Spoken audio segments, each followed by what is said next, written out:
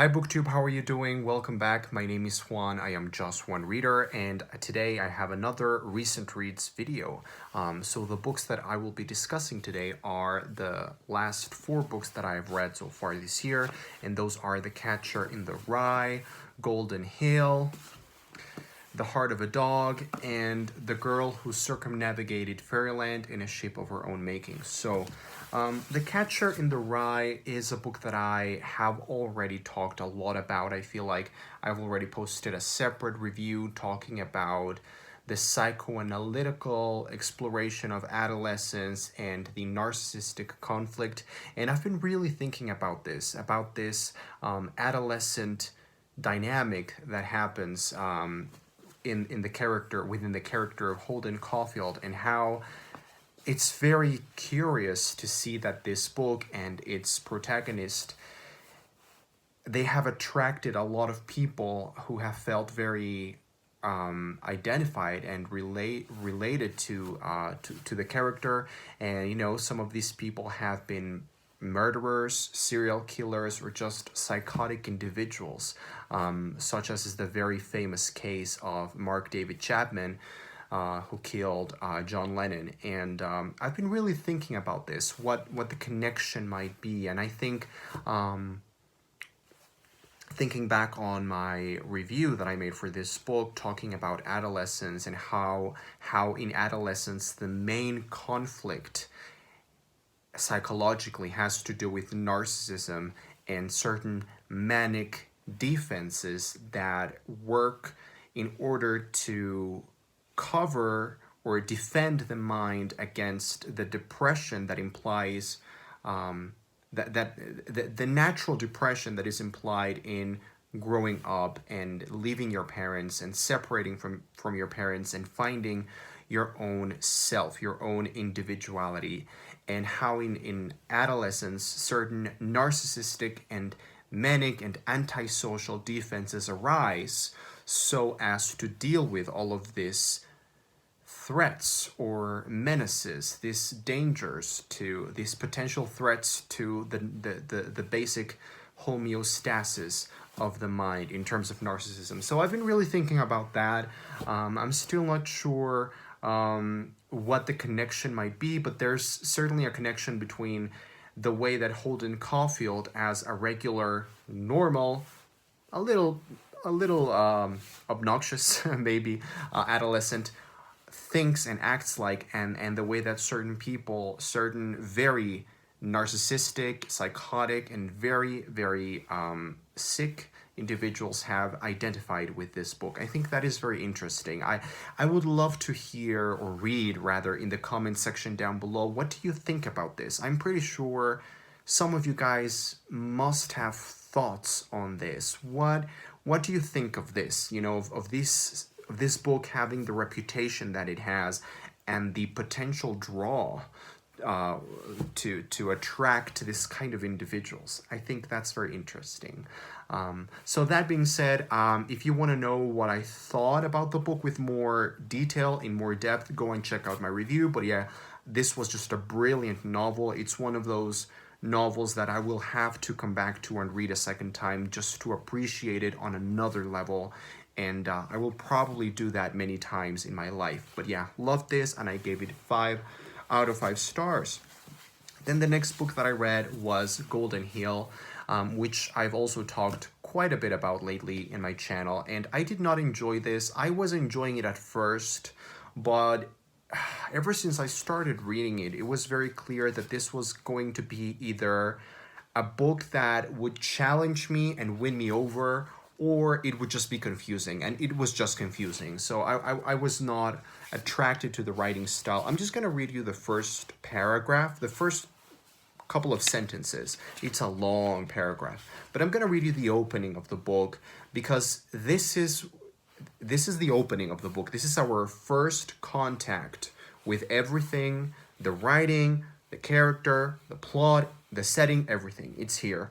And this is the paragraph where I knew this was going to be either an ordeal to get through, or it would be fun to crack the code of the writing. And I found myself rereading and rereading this paragraph many times over because it was impenetrable. So I'm gonna read you just a couple of the opening. It says, Chapter 1. The big Henrietta, having made Sandy Hook a little before the dinner hour, and having passed the Narrows about 3 o'clock, and then crawling to and fro in a series of tacks infinitesimal enough to rival the calculus across the gray sheet of the harbor of New York, until it seemed to Mr. Smith, dancing from foot to foot upon deck, that the small mound of the city waiting there would hover ahead in the November gloom in perpetuity, never growing closer to the smirk of Greek Zeno, and the day being advanced to dusk by the time Henrietta at last lay anchored of tiet sleep, with the veritable gables of the city's veritable houses divided from him only by 100 foot of water, and the dusk moreover being as cold and damp and dim as November can afford, as if all the world were a quarter of grey paper dampened by drizzle until in danger of crumbling imminently to pap. All this being true, the master of the brig pressed upon him the virtue of sleeping this one further night aboard, and pursuing his shore business in the morning, he meaning by the offer to signal his esteem, having found Mr. Smith a pleasant companion during the slow weeks of the crossing, but Smith would not have it. That is the opening of the book. Now, the first time I read that, I felt completely illiterate. I had to read it again and again and again, like 10 times over, just to understand it, just to decode it. And I usually don't feel that. I mean, sure, English is my second language, so obviously I have to put more effort into understanding certain writing styles than I would for a Spanish text, a text written in Spanish. So yes, granted that, but still, it was very difficult to read, and once I got into it, it did become easier to decode, but it was always like a constant barrier that I had with the book. It always felt like the writing style was pulling me, or rather pushing me away from the narrative. And so I did not really enjoy this. It had some good things in terms of construction and the novelty of the language, which is ironic because it's a very old kind of writing style, but it's a novel idea to do it the way that he does it. But I did not really enjoy it, so I gave it 2 stars.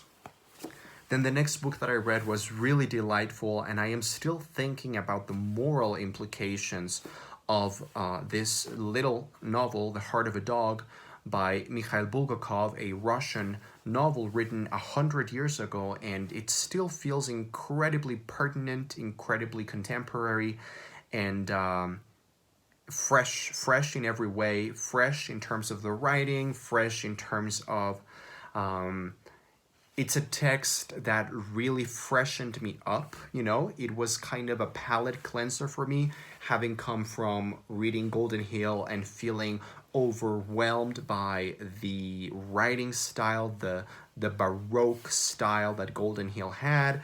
This is kind of the opposite. Mikhail Bulgakov writes in a very clean, clear, precise way, very elegantly, very pristine writing, and I really appreciated that for the writing, I mean, but also the story and, as I said, the moral, ethical, and just philosophical questions at the heart of this book I found really important. And so yeah, I gave this 4 stars, and let me know if you have read this, or if you have read The Master and Margarita, which is Bulgakov's biggest, most popular, most important work. Let me know. Should I read it? I mean, I will read it because I already own 2 copies of it, actually. So I know I will read it, but let me know if you think I should prioritize that book. And so then I read The Girl Who Circumnavigated Fairyland in a Ship of Her Own Making by Catherine M. Valente, and the title is pretty much a sample of everything that this book contains.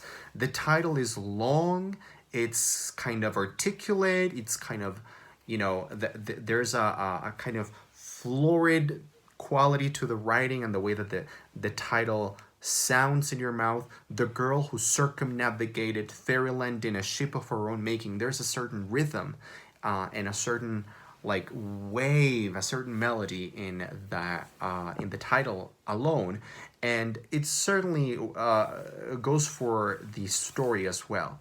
So you know what this book is about, and even if you don't, you probably can get what the book is about just by looking at the title, as I said, but also the cover. This is pretty much a kind of your typical girl, human girl goes to a kind of fairyland, following the typical Alice in Wonderland or Peter Pan or Chronicles of Narnia kind of a plot line. And it's pretty much a fresh, new, different take on that. And it actually makes a lot of reference to those classical stories. There are clear references to girls who have entered magical lands through a wardrobe. So that's a very clear reference to Narnia, and there are many references to classical fantasy in this novel. I really appreciated that. So this book, there were many things that I really, really enjoyed, that I really liked. There are a couple of flaws with it as well. I think the book the book finds its biggest flaw or its biggest weakness precisely in the plot and in the narrative structure that it follows. The plot is kind of irrelevant. The plot doesn't really have a certain sense of urgency or mystery, and she tries to do it. I think the author tries to work with urgency and with, the quest that the heroine of the story has to embark herself upon. She tries to do that, but ultimately I think this book doesn't really prioritize the plot or the urgency or the pace. The pacing is kind of off. If not off, it's a little bit inconsistent. The book starts off really well, and then in the middle it kind of lags, and then the ending is pretty decent, but it's an inconsistent pacing, and so the book is not extremely readable. It is readable. It's very friendly and very fun to read, but it is not a compulsively or delightfully readable novel, if that makes sense. It's a middle grade book, and it took me like five days to finish it. It's not very fast. It's not very easy to read, also because of the language. So what I really, really loved about this book was the language, the way that she uses the language is very beautiful, very lyrical, whimsical. I mean, the definition of whimsical is the girl who circumnavigated fairyland in a ship of her own making. If you look up the word whimsical in the dictionary, you will get the cover of this book. It's incredibly whimsical and outlandish, and it's a journey into pure imagination, in a land of pure imagination. And the language is so poetic and beautiful. It feels British in a way. The dialogue itself feels British. It almost feels like the characters have a British accent, which, it's just weird. It feels like that because it does kind of reference those kind of more classical fairy tales or stories of adventure, and so I think that's why it feels so British as well. Now, I was very happy with this book, actually. I gave it 4 stars. I thought it was delightful. I thought it was wonderful, and I am going to continue reading this series for sure this year. However, I think this book is kind of weird in terms of its target audience. I mean, I don't really see a 10-year-old or even a 12-year-old really picking this book up and reading it and liking it and loving it and or understanding it as well. It's kind of weird because it's not really for adults. It's not really for children either. It might be a kind of YA target audience maybe, but I don't really see, a teenager wanting to pick up a book that is so incredibly middle grade looking and that has the word girl and Fairyland in the title so flamboyantly. So I don't know. The kind of target audience is something that I kept thinking about while reading the book. Like, who is this for? Who's the audience for this? And I don't know. I really don't have an answer. I found it delightful. I am a 26-year-old male who really enjoyed this, but I don't think this book will be for everyone. So leave in the comments down below. Let me know what do you think of this. Have you felt or thought the same thing? Have you ever wondered at this? Let me know in the comments down below. Also, I really have to say that something that I really loved about this book is that the way that it is, of course, like all of these coming of age through fairyland type of stories, it is a story about identity, and it's kind of a metaphor for adolescence, again, as in Catcher in the Rye. This is a metaphor for adolescence and for growing up and all of that. And I really liked how there are some passages in these books that are very, very, very dramatic and very powerful, in which the protagonist, September, who is this 12-year-old girl, has to discover and has to realize that in order to mature, in order to grow up, in order to make something of your life, you have to be able to be aggressive. You have to be able to use aggression as a tool. There is a beautiful scene in here in which September has to go fishing because she is starving. Like, she's literally going to die. And the only possibility, the only option available is fishing. So she has to get a fish out of the water and kill it, and then, clean it. And there's a very powerful description, very explicit description of the guts and the blood mixing with her tears as she does this. And I think that's something that I really, really liked about Catherynne M. Valente in this book, how she really showed this healthy and very necessary use of aggression that is required just for pretty much achieving anything in life. So yeah, that's another issue that I would love to hear your thoughts on in the comments down below. What do you think of this? Am I making any sense at all? Or maybe I just lost it already. Maybe I just went to fairyland.